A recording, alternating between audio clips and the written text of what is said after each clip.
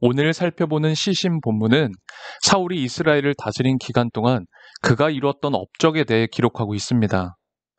그런데 문맥의 흐름이 이상하죠. 믹마스 전투에서 발생한 사울의 잘못된 행동들에 대한 이야기가 지금까지 전개되다 갑자기 사울의 업적이 등장합니다. 도대체 그 이유가 무엇일까요? 보통 성경에 기록된 왕들의 업적은 그가 죽고 통치가 끝난 다음 기록됩니다. 그런데 사울은 통치 기간이 끝나지 않았는데도 불구하고 그의 업적이 등장합니다. 이는 하나님께 불순종한 사울의 모습들로 인해 실질적으로 사울의 왕 역할이 14장에서 종료되었음을 의미하고 있는 겁니다. 그래서 이후 등장하는 사울의 모습들은 하나님께 대한 불순종의 모습들이 계속됩니다.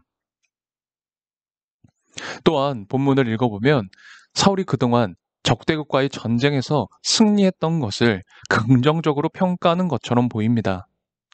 하지만 실상 이웃 국가에 계속해서 전쟁을 치러야 했던 혼란의 시기였음을 알 수 있죠. 실제로 사무엘이 이스라엘을 다스렸던 시기에는 평화가 지속되었음을 우린 기억하고 있습니다. 사울은 그가 사는 날 동안 하나님이 주신 평안을 누리지 못했고 블레셋과의 전쟁을 치렀습니다. 사울은 하나님과의 관계가 단절됨에 따라 자신의 노력으로만 블레셋에 대항해야 했습니다.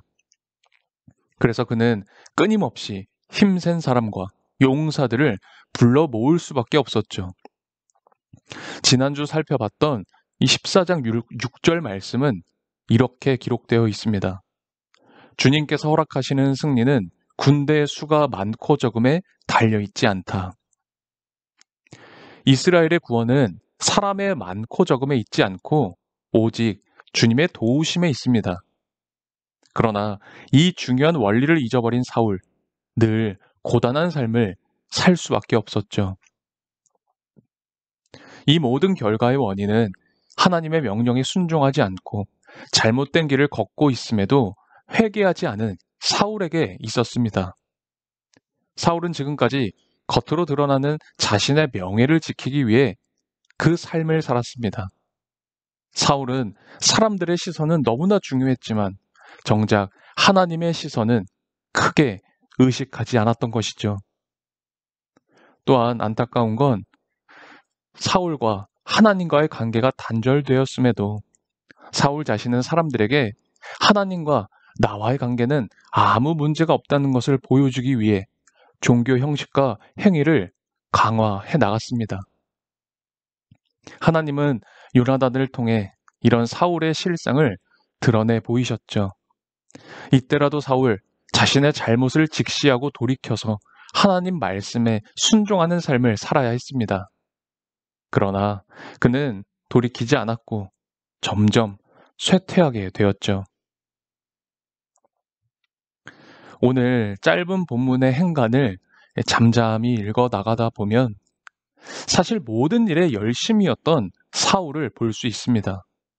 왕으로서 또 가족을 책임지는 가장으로서 자신이 해야 할 일 정말 치열하게 수행했음을 알 수 있습니다. 그러나 그 열심의 중심에는 오로지 권력의 자리가 최고인 것으로 착각하는 불쌍한 그리고 추악한 인간의 욕망만이 가득합니다.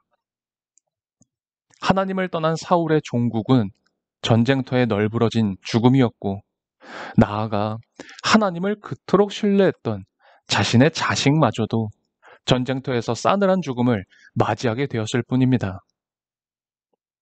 사울을 통해 오늘 말씀을 통해 다시 생각하게 하는 것들이 참 많아집니다.